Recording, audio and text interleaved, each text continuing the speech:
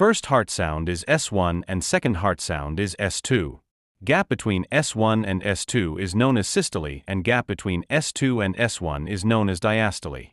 In between S1 and S2 there is ejection click just after isovolumetric contraction, and in between S2 and S1 there is opening snap just after isovolumetric relaxation.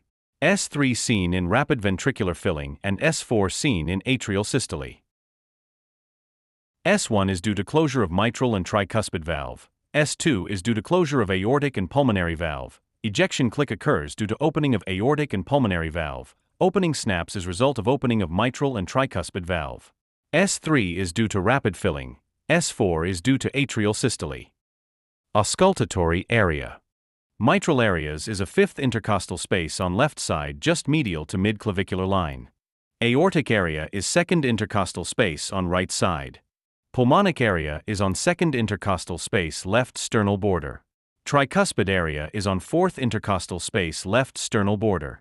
Erb's point is a third intercostal space left sternal border. Remember, S3 and S4 are low-frequency sound which can be heard by bell of stethoscope. Mid-diastolic murmur of mitral stenosis is a low-frequency murmur which is best heard by using bell and on left lateral decubitus position.